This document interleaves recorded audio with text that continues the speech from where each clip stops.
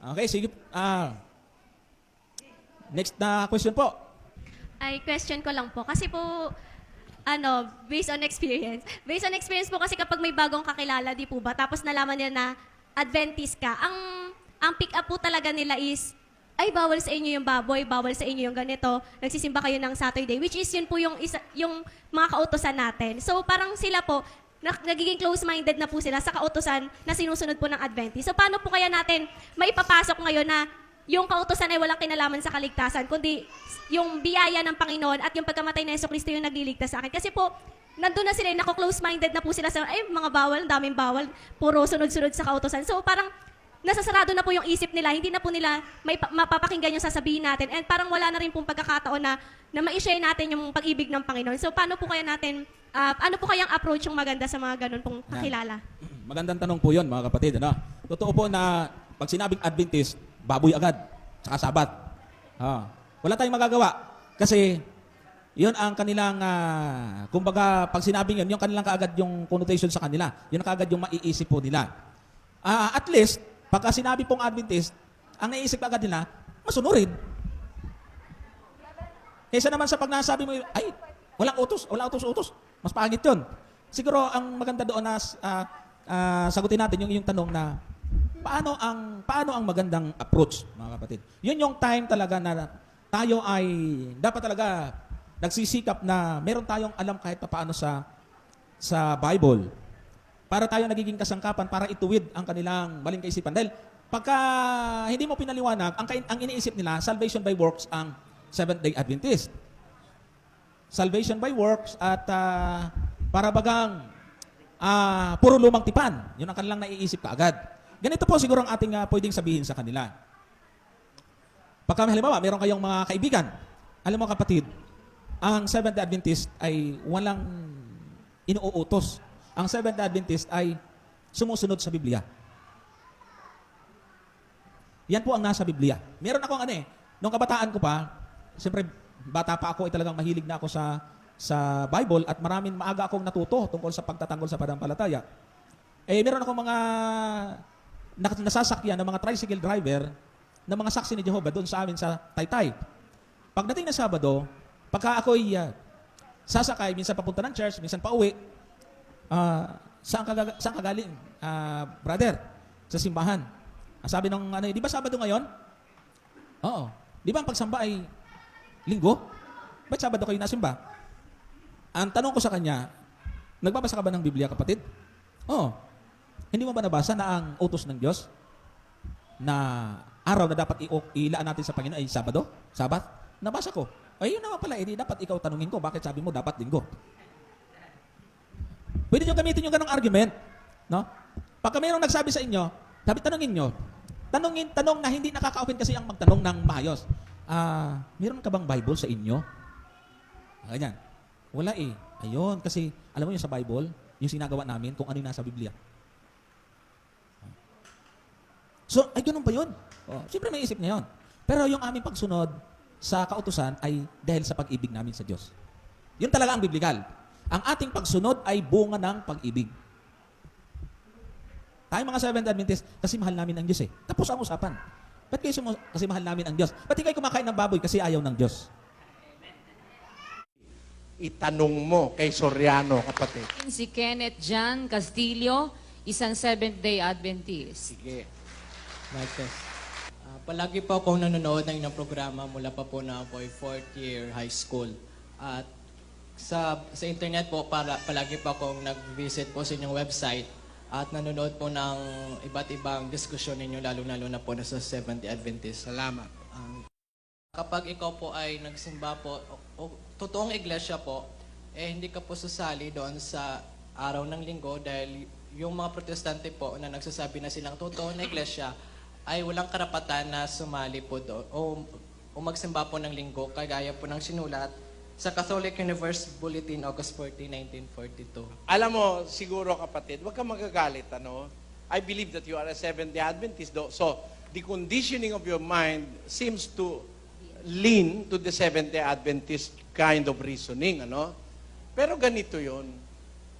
Hindi naman masamang magsimba ng linggo, eh.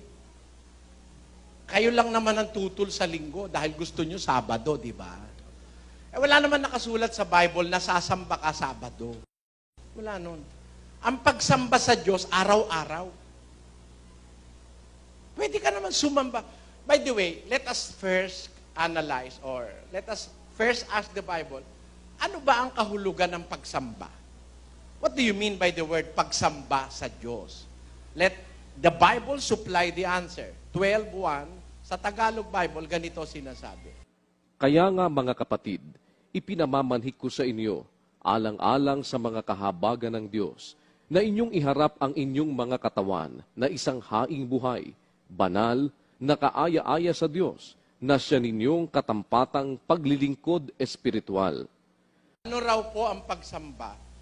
Offering of yourself as a living sacrifice, holy and acceptable unto God, which is your spiritual or reasonable service. Yun ang katampatang pagsamba. O-offer mo yung sarili mo parang living sacrifice. Alam mo kapatid, kung sabadista kan talaga, sa panahon ng mga patriarka, ang ino-offer nila sa Diyos, papatayin nila yung tupa, papatayin nila yung baka, o-offer nila yon as a burnt offering. Patay na, no? Ngayon, sa New Testament, hindi na yun eh. Inalis na ng Diyos yung pag-o-offer ng mga baka, mga tupa. Lalo na ngayon, ang mahal-mahal ng baka. Eh, sino ngayon makaka-afford yung isang baka, papatayin mo, susunugin mo lang. Baka pag sinusunog mo yung magalit pa yung mga kamag-anak mo at kapitbahay. Hoy, ba't mo susunugin niya? Sarap-sarap niyan. Oh, sabihin nilang ganun, ano? Baka ikaw makagalitan pa. Nung araw kasi sinusunog mga baka, tupa, yahandog sa Diyos. Ngayon, sa panahon ng bagong tipan, hindi na po baka, tupa. Itong sarili natin pinapahandog, pero hindi mo napapatayin para ihandog. Ihandog mo, living sacrifice. Paano ba yung paghahandog ng sarili sa Diyos? Na isang haing buhay. O, basahin nga natin sa Hiligay nun yun, kapatid. Gani, ginapakiluoy ko sa inyo, mga kauturan, bangod sang kaluoy sang Dios, sa pagdulot sang inyo mga lawas, subong nga halad nga buhi, balaan, kag kalahamutan sa Dios, nga amo ang inyo espirituhanon nga pagsimba. Ayan. Ang espirituhanon nga pagsimba, yung paghalad sa inyong lawas. Itong katawan niya, gagawin mong halad para sa Diyos na buhay ka buhay para makagawa ka ng espirituhanon nga pagsimba. Ano ba kahulugan nun? Paano? How do we offer ourselves as a living sacrifice unto God? Paano yon?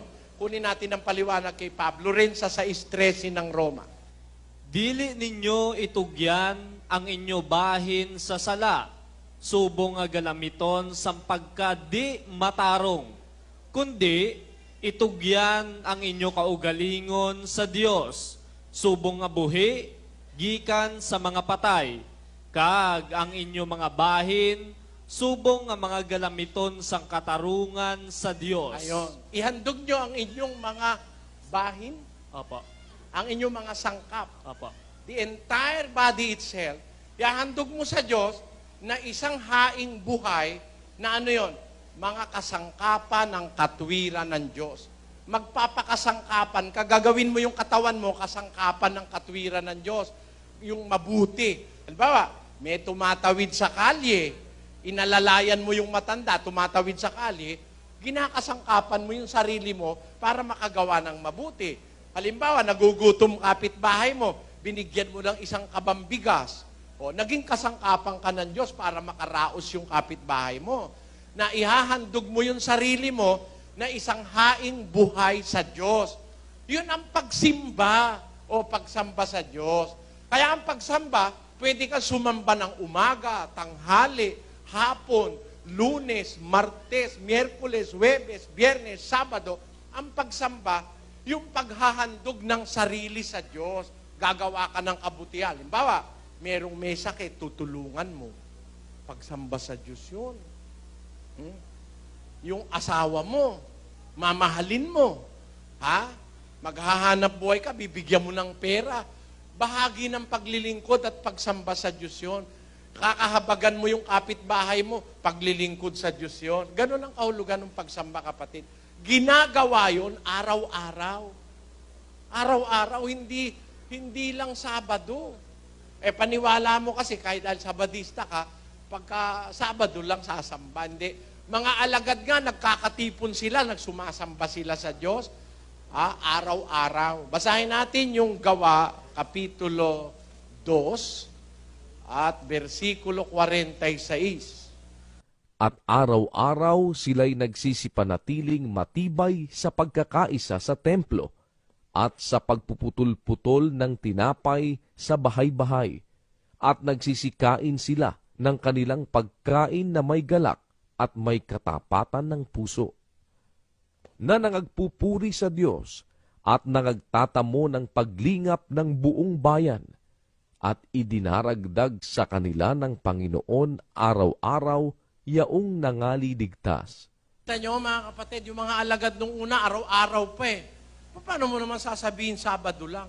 Araw-araw nga nagkakatipon, nagpupuri sa Diyos.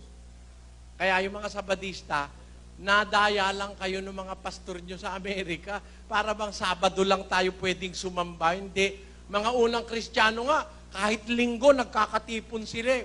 First day of the week. Basahin natin yung 27 ng Gawa. Sa nahaunang adlaw sang simana, sang nagtipon kami sa pagtipik-tipik sing tinapay. Nagwali sa ila si Pablo, nga buot magtaliwan sa adlaw nga madason. Kag siya nagpalawig sang iyawali, tubtob sa tungang gabi. Tamo? Ano yan? Nahaunang adlaw sang semana. The first day of the week. Kung 7 araw meron ng isang linggo, ang ikapito yung Sabado. So, ang unang araw, linggo. Nagkakatipon sila, linggo, domingo. Hindi masama yung magkatipon doon sa araw. Maraming pong salamat. Sige, salamat kapatid.